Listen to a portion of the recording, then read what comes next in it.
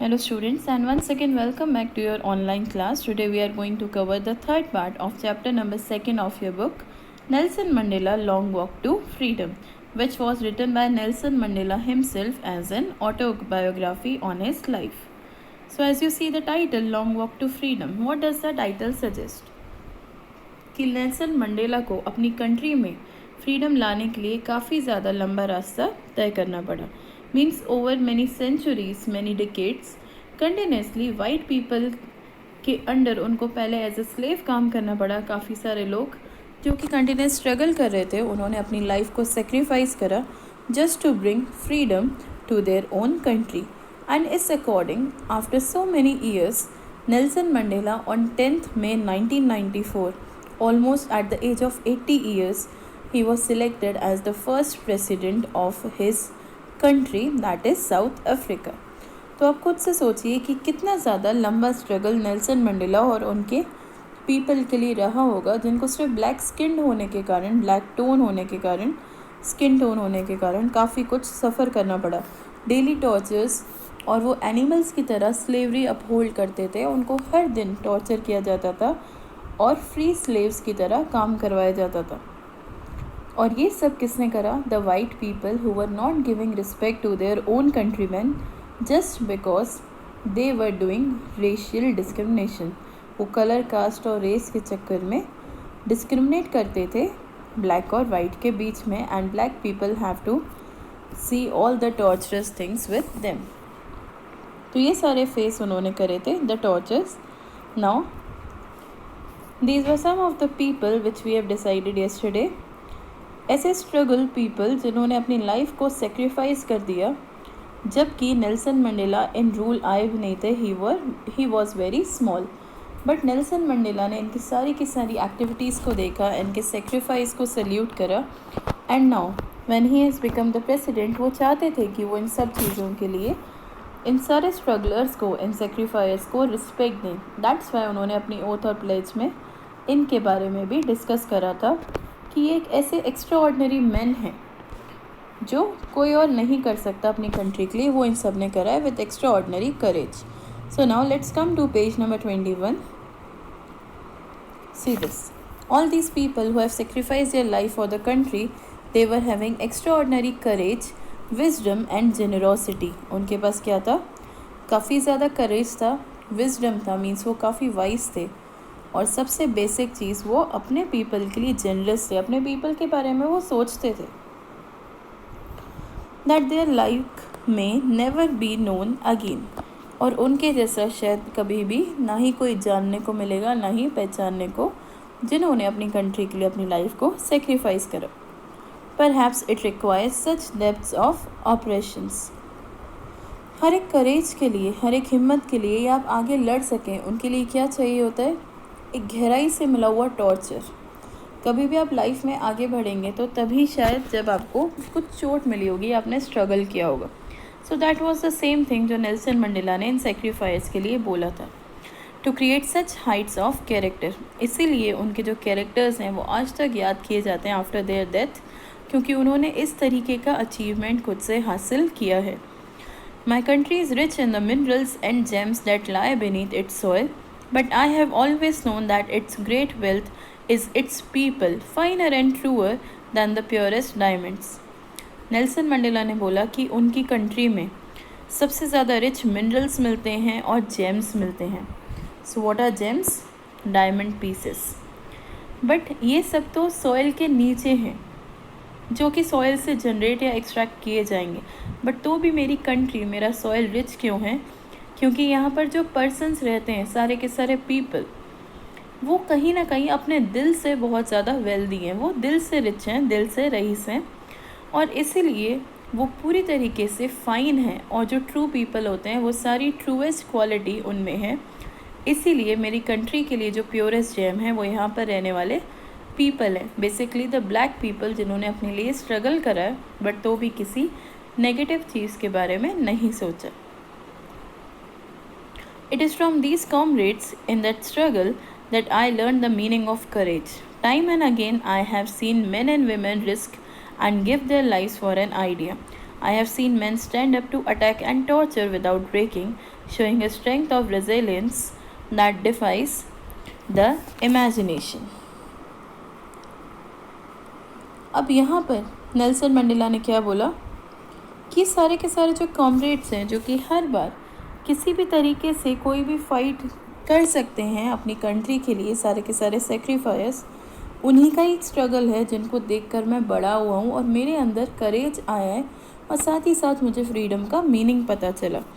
क्योंकि हर बार time to time कभी भी वो कोई भी आइडिया सोचते कि किस तरीके से उनको वाइट के अगेंस्ट जाना है या किस तरीके से वाइट को एक डोमिनेशन पोजीशन से हटाना है, तो उनका एक ज़रा सा आइडिया उनके लिए टॉर्चर क्रिएट करता था। उनको हद से ज़्यादा मारा जाता था, टॉर्चर किया जाता था। और इसमें सिर्फ मैन अकेले नहीं थे, काफ़ी विमेन भी थी जो हर बार अपना करेज, अपना स्ट्रगल दिखाती थी। एंड फाइनली उनमें इतना ज़्यादा रेजिलेंस पावर था, एक हार्डशिप थी कि हर चीज़ सही हो जाएगी, दोबारा वो रिकवर कर लेंगे, कि दोबारा जब तक कि उनकी डेथ ना हो जाए या वो फाइट पूरी तरीके से नहीं कर ले अपनी आखिरी सांस तक, दे वर रेडी टू फाइट। और फाइनली ये चीज़ जब हम लोग सोचते हैं तो हमारी इमेजिनेशन से भी दूर होती है कि किस किस तरीके का टॉर्चर उनको मिला होगा कि अल्टीमेटली उनकी डेथ हो जाती है। तो चाहे मेन हो या विमेन, उन्होंने अपनी कंट्री के लिए कुछ अच्छा करने के लिए हर बार आगे की सोचिए, कभी भी वो पीछे नहीं हटे थे। That was their basic courage. I learn that the courage was not the absence of fear but the triumph over it. तो नेल्सन मंडेला ने ये चीज़ सबसे पहले सीखी कि जो करेज है वो कहीं ना कहीं इससे नहीं होता है कि आपको जो डर था आपने उस डर को ओवरकम कर लिया, बल्कि इस चीज़ से होता है कि आपने उस डर के ऊपर अपनी जीत हासिल कर ली। आपने एक पकड़ बना ली कि आज के बाद आप उस चीज़ से नहीं डरेंगे। तो जब आप अपने डर से जीत जाते हैं, दैट इज़ द बेसिक करेज जब आपको किसी फियर के ऊपर मिलता है। The brave man is not he does not feel afraid but he who conquers that fear. तो यही चीज़ उन्होंने दोबारा अनदर वर्ड्स में डिस्क्राइब करी है कि एक ब्रेव मैन, एक करेजियस मैन वही होता है जो कि कभी भी ये ना बोले कि उसको किसी चीज़ से डर नहीं लगता, बल्कि उसके मन में या कॉमन एक्टिविटीज़ में जो डर है उसके ऊपर उसने जीत हासिल कर ली हो। He conquered the fear. See the next paragraph. No one is born hating another person because of the color of his skin or his background or his religion. People must learn to hate, and if they can learn to hate, they can be taught to love, for love comes more naturally to the human heart than its opposite. तो यहाँ पर Nelson Mandela का कहना है, जो small child होता है, एक नॉर्मल चाइल्ड या चिल्ड्रन, वो कभी भी ये चीज़ सीखते नहीं है कि उनको किससे नफ़रत करनी है, किससे नहीं। उनको ना ही कलर की नॉलेज होती है, ना ही स्किन कलर की, और ना ही कौन उनके लिए अच्छा पर्सन है, कौन बुरा, या कौन सा रिलीजन या बैकग्राउंड उस पर्सन को फॉलो करना चाहिए या नहीं। ये हम ह्यूमन बीइंग्स हैं जो उनसे बड़े होते हैं और उनको ऐसी गलत शिक्षा या गाइडेंस देते हैं कि वो अपने मन में किस चीज़ के लिए हेट्रेड पैदा करें और किसके लिए नहीं। और इसीलिए एक कंट्री में on the basis of religion, caste, colour या स्किन या बैकग्राउंड के चक्कर में या इन सारे कारण के कारण एक कंट्री में डिस्क्रिमिनेशन होता है और आगे आने वाली सारी जनरेशन उस डिस्क्रिमिनेशन को फॉलो करती हैं। तो नेल्सन मंडेला का कहना है कि ये काफ़ी ज़्यादा ईजी होता है कि हम कभी भी किसी से नफ़रत करना सीख जाएं, लेकिन ऑन द अदर हैंड उससे ज़्यादा ईजी होता है कि हम किसी से प्यार करना सीखें, बिकॉज हमारा हार्ट जो है वो हर बार लव के लिए डिवोटेड रहता है। तो अगर हम अपनी कंट्री मैन को इसी के अपोजिट कुछ भी सिखाएं, जो भी न्यू जनरेशन है, तो डेफिनेटली वो अपोजिट चीज़ मीन्स लव की तरफ एक्ट्रेट करेगी, and that love will bring peace in one country. So we should learn love rather than learning hatred. और हमारे जो बड़े हैं वो भी हमको हर बार किससे कैसे प्यार करना है, किस तरीके से किसी चीज़ की रिस्पेक्ट करना है, वो सिखाएं, so that will be easy for us to understand. Even in the grimmest times in prison. Now what is grimmest times? Grimmest एक ऐसा टाइम होता है जब आपको लगता है कि कहीं ना कहीं आप जीतने वाले हो, आप थोड़ी सी दूरी पर हो और जीत आपको जस्ट मिलने वाली है। तो ऐसा ग्रिमेस्ट या हार्ड एक ओवर ईटिंग टाइम प्रिजन में, when my comrades and I were pushed to our limits, I would see a glimmer of humanity in one of the guards, perhaps just for a second, but it was enough to reassure me and keep me going. Man's goodness is a flame that can be hidden but never extinguished. तो यहाँ पर उन्होंने बोला कि जब हम जीतने वाले थे तभी हम पकड़े गए और हमें प्रिजन में डाल दिया गया। मीन्स कुछ सेक्रीफायर्स और उनके साथ नेल्सन मंडेला भी थे व्हेन ही वाज यंग। लेकिन जो उनके कॉमरेड्स थे, जो साथी थे, उनको ओवर द लिमिट पीटा गया, उनको बीटन किया गया। बट वहाँ पर ही एक गार्ड ऐसा था जिसमें ह्यूमैनिटी की एक छोटी सी झलक दिखी, भले ही वो कुछ सेकंड की हो। बट वो गार्ड उनको पीटते पीटते खुद से दुखी हो गया। ही वॉज ओवरवेल्म्ड और कुछ टाइम ऐसा आया कि उसने उनको मारना या टॉर्चर करना रोक दिया। तो यहाँ पर नेल्सन मंडेला को एक रीअश्योरेंस मिला कि सारे के सारे जो वाइट पीपल होते हैं वो भी बुरे नहीं होते हैं। उनमें भी कुछ लोग ऐसे हैं जिनमें अभी तक लव या होप होगी, बट किसी के लिए हेट नहीं होगी। उनको ज़बरदस्ती हेट्रेट करने के लिए मजबूर किया जा रहा था। बट नेल्सन मंडेला ने बोला जो एक फ्लेम है उनके अंदर अच्छाई की, मुझे उम्मीद है, मुझे होप है कि किसी दिन तो वो पूरी तरीके से जलेगी। ऐसा ना होगा कि वो बुझ जाए। It will never be extinguished. तो ये नेल्सन मंडेला का फेथ था, क्योंकि सारे पीपल एक चीज़ कंसिडर करते हैं, दैट इज़ ह्यूमैनिटी, अगर उनको प्रॉपर गाइडेंस मिले तो। See the next paragraph. In life, every man has twin obligations. Obligation to his family, to his parents, to his wife and children, and he has an obligation to his people, his community, his country. यहाँ पर Nelson Mandela ने बोला एक person जो भी इस धरती पर आया हुआ है, टेकन लाइफ, उसके पास 2 ऑब्लिगेशंस होते हैं। ऑब्लिगेशन मतलब उसकी 2 कंपलसरी ड्यूटीज़ होती हैं जो उसको हर बार फॉलो करनी चाहिए। पहला ऑब्लिगेशन, जिस फैमिली में उसने बर्थ लिया है उन सारे उन फैमिली मेम्बर्स की केयर करना, फिर चाहे वो उसके पेरेंट्स हो, उसकी वाइफ हो, उसके चिल्ड्रन हो, या कोई भी ऐसा जो उससे काफ़ी ज़्यादा क्लोज हो। बट दूसरा ऑब्लिगेशन होता है अपने कंट्री मैन, अपने पीपल के लिए कुछ करना। वो पीपल जो उसकी कंट्री में एक कम्युनिटी बनाते हैं और धीरे धीरे सारी कम्युनिटीज़ मिलकर एक स्ट्रॉन्ग कंट्री बनाते हैं। तब जाकर ही वो कंट्री सक्सेसफुल होगी, जब कंट्री का हर एक मैन अपने दोनों रिस्पॉन्सिबिलिटीज़ को इक्वली फॉलो करेगा। In a civil and human, come to the next page, that is page number 22.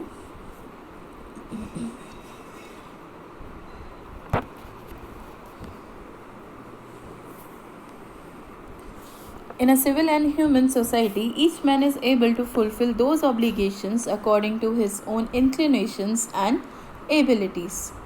तो यहाँ पर एक सिविल सोसाइटी वो होती है जहाँ पे हर चीज़ प्रॉपरली टेक प्लेस करे और आप कंट्री के बारे में सोचें। तो एक पर्सन अपने ऑब्लिगेशंस को अपने अकॉर्डिंग ही फुलफ़िल कर पाता है, उसकी खुद की इंक्लिनेशंस के कारण। मतलब नेचुरल जो भी आपका एक झुकाव रहता है किसी चीज़ के कारण, नेचुरल टेंडेंसी टू लीन, उसके कारण ही आप एक इंक्लिनेशन या एबिलिटी के थ्रू अपनी कंट्री को ध्यान दे पाएंगे, अपने कंट्री के पीपल का।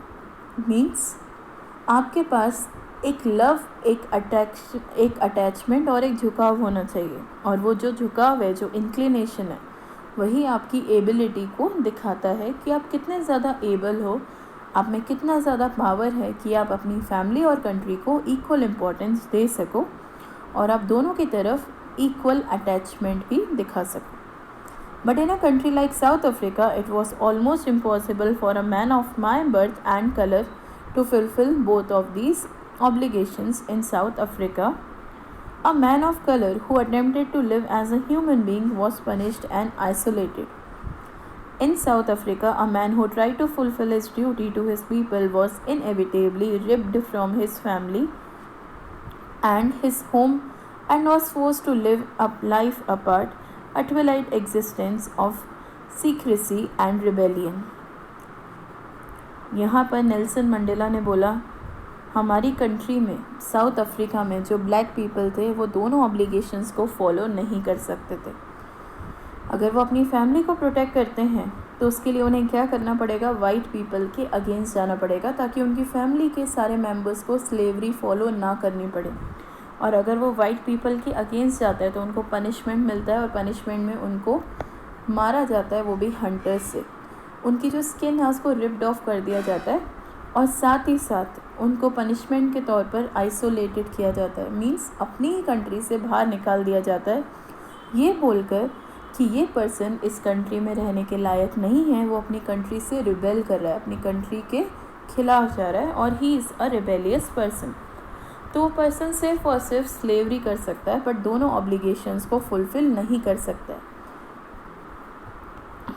I did not in the beginning choose to place my people above my family, but in attempting to serve my people, I found that I was prevented from fulfilling my obligations as a son, a brother, a father and a husband.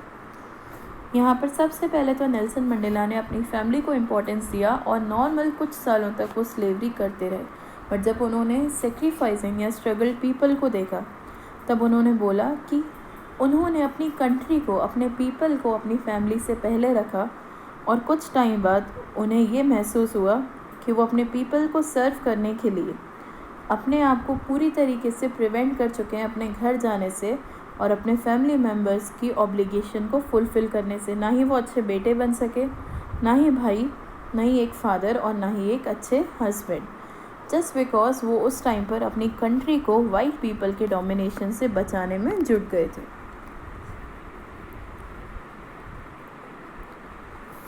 I was not born with a hunger to be free. I was born free in every way that I could know. Free to run in the fields near my mother's hut. Free to swim in the clear stream that ran through my village. Free to roast mealies under the stars and ride the broad backs of slow-moving bulls. As long as I obeyed my father and abided by the customs of my tribe, I was not troubled by the laws of man or God. Nelson Mandela ने बोला कि कोई भी birth से free नहीं होता है। So I was not born with a hunger to be free. उनको इतनी ज़्यादा भूख नहीं थी कि उनको फ्री रहना है या उनको फ्रीडम चाहिए, वो तो नॉर्मल फ्री थे। जब भी वो कोई भी पर्सन बॉर्न होता है, जब तक वो अपने रिलेशंस को, अपनी कंट्री को, अपने रूल को सीखता नहीं है, तब तक वो हर एक चिंताओं से फ्री रहता है। तो नेल्सन मंडेला ने बोला उनको नहीं पता था कि उनकी कंट्री को फ्रीडम की कितनी भूख है, वो कितने ज़्यादा हंग्री हैं, उनको खुद से एक फ्रीडम चाहिए, उनको खुद का स्काई चाहिए।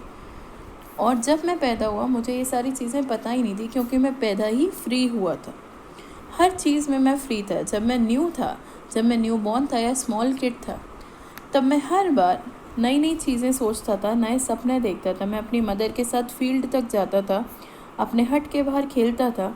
मैं फ्री था कि मैं कभी भी स्विम करूं, मैं कभी भी ऊपर आसमान में देखूं क्लियर स्काई में, मैं अपने पूरे विलेज एरिया में रन करूं और कभी भी फादर की हेल्प करूं जब वो सारे के सारे फील्ड्स को कभी भी एनिमल से ग्रेस करवाते हैं या न्यू क्रॉप्स डालते हैं कल्टीवेशन के लिए, हार्वेस्टिंग के लिए। Every time I was free.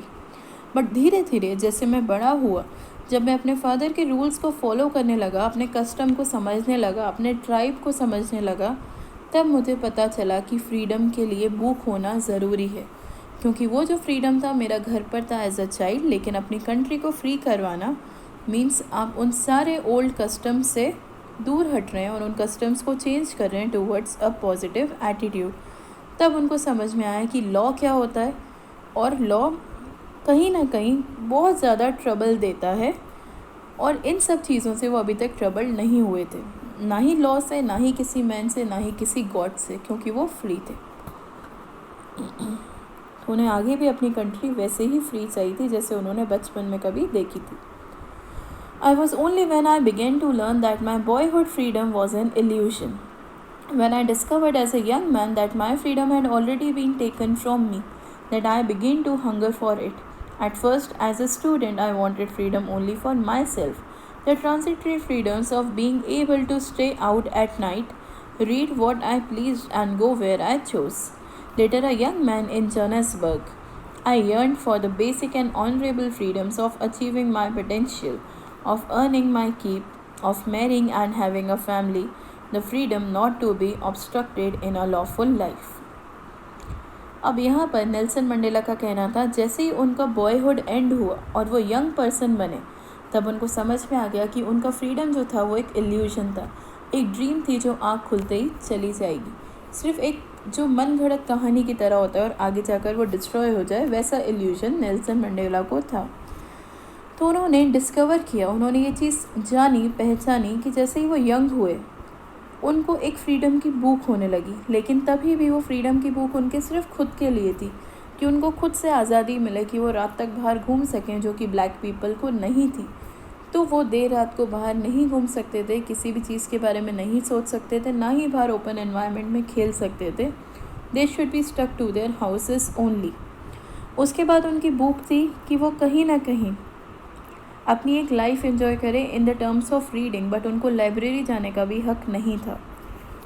और धीरे धीरे जैसे जैसे वो यंगस्टर से एक एडल्टहुड लाइफ में आए तो उनकी फ्रीडम की डिमांड और ज़्यादा कहीं ना कहीं बढ़ गई, क्योंकि आज तक उनको फ्रीडम मिला ही नहीं था। तो अंदर ही अंदर वो फ्रीडम का जो हंगर था वो इंक्रीज़ होता जा रहा था।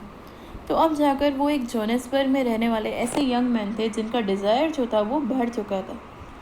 अब उनको बेसिक और ऑनरेबल फ्रीडम चाहिए था, मीन्स एक इक्वल रिस्पेक्ट चाहिए थी जो कि वाइट पीपल को मिलती है। उनको इक्वल स्टैंड चाहिए था एक कंट्री में, कि वो कभी भी घूमें, कभी भी कहीं भी जाएं, किसी भी चीज़ को अचीव करने का अगर उनमें पोटेंशियल है तो वहाँ पर एडमिशन लें, और हर बार अपनी अर्निंग्स को अपने आप तक रखें। मीन्स अगर वो स्लेव बन गए तो उनको कोई अर्निंग नहीं मिलेगी, तो अच्छी जॉब, सिक्योर जॉब चाहते थे जिससे उनको अर्निंग्स मिले, और अपनी पसंद की लड़की से वो मैरिज करें और ख़ुद की एक फैमिली उनके पास हो। बट ऐसा सारा फ्रीडम उनको मिलना पॉसिबल नहीं था, और ना ही उनके पास एक लॉफुल लाइफ थी। जो भी लॉज थे वो सब उनके अगेंस्ट थे, और ये सारे लोग उस लॉ के ऑब्स्ट्रक्शन में कहीं ना कहीं दब चुके थे, उसके दबाव के नीचे दब चुके थे।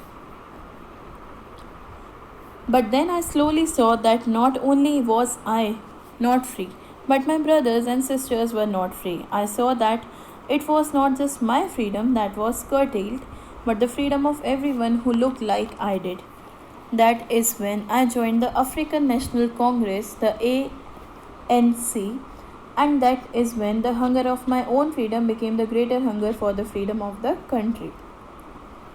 कुछ टाइम बाद जब वो बड़े हुए तब उनको समझ में आया कि सिर्फ मैं ही ऐसा नहीं हूँ इस पूरी साउथ अफ्रीकन नेशन में, बल्कि ऐसे काफ़ी सारे लोग हैं, मेरे ब्रदर सिस्टर, मेरे भाई बहन जो आसपास रहते हैं उस कंट्री में, जो कि मेरी तरह ही हैं, मींस ब्लैक स्किन्ड हैं, और उन सब की ही फ्रीडम को कर्टेल किया गया है, मतलब उनके फ्रीडम को रोक दिया गया है, रिड्यूस कर दिया गया है। और हर कोई उस नेशन में फ्रीडम चाहता है, और नेल्सन मंडेला चाहते हैं कि वो अपनी तरह से उस फ्रीडम को कहीं ना कहीं उन कंट्री मैन को दें। और ये सोच उनकी तब बनी जब उन्होंने ज्वाइन करा अफ्रीकन नेशनल कांग्रेस को। तब उनकी फ्रीडम की भूख और उम्मीद दोनों ही काफ़ी ज़्यादा बढ़ गए, और अब उनके पास ग्रेटर हंगर था कि वो ना ही अपनी फैमिली को बल्कि पूरी कंट्री मैन को फ्री करें, उनको लिबर्टी दें। And that was the greater hope for Nelson Mandela. Come to the last page of the story. You can see Nelson Mandela in the presidentship court. हाँ, तो वो क्या चाहते थे कि वो अपने पीपल को इक्वल फ्रीडम दें, ये उनका डिज़ायर था। It was this desire for the freedom of my people to live their lives with dignity and self-respect that animated my life, that transformed a frightened young man into a bold one, that drove a law-abiding attorney to become a criminal, that turned a family-loving husband into a man without a home, that forced a life-loving man to live like a monk. यहाँ पर Nelson Mandela का जो desire था to be free, उन्होंने उनसे काफ़ी सी चीज़ें जो थी वो छीन ली। सबसे पहले उनके लिए जो फ्रीडम का मतलब था वो था डिग्निटी और सेल्फ रिस्पेक्ट होना, ताकि वाइट पीपल को जिस तरीके की लाइफ मिल रही है उसी चीज़ को वो कॉपी करें और अपनी लाइफ में एनिमेशन के फॉर्म में लाएं। उनकी लाइफ भी वैसी ही स्ट्रॉन्ग, डिग्निफाइड हो, हर कोई उनकी रिस्पेक्ट करे, उनकी खुद की एक सेल्फ रिस्पेक्ट हो, ऐसा फ्रीडम वो चाहते थे। बट ये फ्रीडम उनको तो नहीं मिला, बट कुछ और फ्रीडम्स उनको मिले जिसके साथ उनको काफ़ी ज़्यादा दुख भी हुए। उन्होंने अपना जो फियर था उसको ट्रांसफॉर्म कर दिया, और वो एक फ्राइटेंड, डरे हुए पर्सन से एक बोल्ड पर्सन बन गए। बट उस बोल्डनेस के साथ उन्होंने कुछ वाइट पीपल के लॉस को तोड़े थे। वो लॉ अबाइडिंग पर्सन नहीं कहलाए गए, और उनको एक क्रिमिनल बना दिया गया, कि मीन्स वो अपनी कंट्री के पीपल के साथ रिबेल कर रहे हैं। और रिबेलियस पीपल के लिए एक ही पनिशमेंट था साउथ अफ्रीका में ब्लैक पीपल के लिए, कि उनको कंट्री छोड़कर जाना पड़ेगा और ऐसे एरिया में रहना पड़ेगा जहाँ पर ना ही उनके लिए किसी भी तरीके का कोई आराम होगा, ना ही कुछ खाने के लिए होगा। And that tortured life was lived bye Nelson Mandela. वो अपनी फैमिली को छोड़कर उनको जाना पड़ा क्योंकि वो नहीं चाहते थे ऐसा, बट उनको पनिशमेंट मिला। एज अ हस्बैंड उन्होंने अपनी वाइफ के लिए जो भी ड्यूटीज़ थी उसको भी पूरी तरीके से वो नहीं निभा पाए और उनको अपना घर छोड़कर जाना पड़ा। और इस फ्रीडम की चाहत में ही was force to live a life जो कि एक लविंग मैन नहीं जीता है, एक फैमिली मैन नहीं जीता है। That was the life of a monk. एक नन की तरह एक बिल्कुल ही अकेली अलोन लाइफ उनको काफ़ी टाइम तक जीनी पड़ी। I am no more virtuous और self sacrificing than the next man, but I found that I could not even enjoy the poor and limited freedoms I was allowed when I knew my people were not free. जब उनको ये चीज़ पता चली कि उनके people free नहीं हैं, जब उनको अपनी कंट्री को वाइट मैन से बचाना था, तो जो अभी तक एक वर्चुअस रिस्पेक्ट उनको मिलती थी या उनके पास जो सेल्फ सेक्रीफाइसिंग इमेज अभी तक क्रिएट नहीं हुई थी, वो सारी चीज़ें उनके पास क्रिएट हो गई। और उनको ये पता चला कि कुछ जो पुअर फ्रीडम उनको मिलते थे वो भी उनसे पूरी तरीके से छिन गए और वो और ज़्यादा बंदिशों में आ गए। उनको और ज़्यादा बॉन्डेज लाइफ जीनी पड़ी under the white people. Freedom is indivisible. The chains of any one of my people were the chains on all of them. The chains on all of my people were the chains on me. उन्होंने बोला उनको ऐसी तरीके की slavery वाली life जीनी पड़ी जिसमें हमको एक चेन से बांधा जाता था। और उन्होंने बोला कि ऐसी ही स्ट्रॉन्ग चेन वो स्लेवरी की नहीं बट फ्रीडम की अपनाना चाहते थे। उन्होंने ये बोला कि फ्रीडम जो है वो इनडिविजिबल है, वो किसी और को देकर डिस्ट्रॉय नहीं करना चाहते थे उस फ्रीडम को। मीन्स जब मन चाहा गुलाम बन गए, जब मन चाहा नॉर्मल ह्यूमन बीइंग बन गए। ऐसा इनडिविजिबल फ्रीडम उनको नहीं चाहिए था, सॉरी ऐसा डिविजिबल फ्रीडम उनको नहीं चाहिए था, उनको इनडिविजिबल फ्रीडम चाहिए था जिसको कोई भी छीन ना सके। तो उन्होंने बोला उनके कंट्री मैन में से किसी भी पर्सन को अगर इस तरीके से चेन से बांधा जाता था तो उनको लगता था वो सारी चेन्स उनको अंदर से जकड़ रही हैं और वो सारी चेन्स उनको तोड़कर एक स्ट्रॉन्ग चेन ऑफ फ्रीडम बनानी थी for his country man. I knew that the oppressor must be liberated just as surely as the oppressed. A man who takes away another man's freedom is a prisoner of hatred. He is locked behind the bars of prejudice and narrow-mindedness. अब यहाँ पर उन्होंने बोला जो oppressor है वो कहीं ना कहीं खुद भी लिबरेटेड होगा just as surely as the oppressed. Means जो पर्सन टॉर्चर हो रहा है वो तो ऑप्रेस्ड है ही, और जो पर्सन उसको टॉर्चर कर रहा है कहीं ना कहीं वो भी फ्रीडम चाहता होगा कि हर रोज़ वो किसी को ना मारे, क्योंकि जितना वो किसी और के ऊपर अपना गुस्सा उतारेगा, उनको टॉर्चर करेगा, उतना ज़्यादा वो भी फ्रीडम से दूर होता जाएगा। और वो फ्रीडम कौन अपनी तरफ कंट्रोल कर लेगा? That is hatred. आप किस चीज़ की बंदिश में आ जाएंगे? You will be the bondage of hatred. तो एक मैन तभी फ्री कहलाया जाता है जब वो सारे हेट्रेड से दूर हो, और तब जाकर वो पर्सन प्रिजनर ना होकर भी प्रिजनर बन जाता है, and that is the prisoner of hatred जो दूसरों को टॉर्चर करता है। बट कहीं ना कहीं वो भी लॉक्ड है, और लॉक्ड कहाँ है? जो भी सारी की सारी प्रेजुडाइजेस हैं, जो भी बायस सिस्टम है, लोगों को भेदभाव करना सिखाना, उनसे हेट्रेड या नफ़रत करना सिखाना, वो उन घनी चेनों में लॉक्ड है। और इसलिए मैन को सारे के सारे प्रेजुडाइजेस और नैरो माइंडेडनेस हटा देनी चाहिए, उसको अपनी सोच को ब्रॉड करना चाहिए, ऐसा नेल्सन मंडेला का कहना था। I am not truly free if I am taking away someone else freedom, just as surely as I am not free when my freedom is taken from me. The oppressed and the oppressor alike are robbed of their humanity. तो उन्होंने बोला मैं तब तक खुद को पूरी तरीके से फ्री नहीं मान सकता जब मैं किसी और का फ्रीडम छीन रहा हूँ, जस्ट बिकॉज मुझे भी कोई चीज़ अपने प्रिजन में रख रही है, that is hatred and narrow mindedness, मेरी छोटी सोच।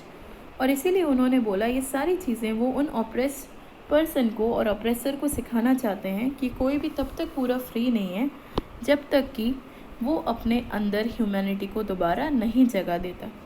सो humanity is the basic term and love is a basic term जो आपको पूरी तरीके से फ्री करेगा और आप कंट्री मैन के बारे में इक्वली सोच पाएंगे। So with this we have ended our chapter class. The chapter is little bit tough in some of the wordings, so please go through the chapter once again Thank you and have a nice day.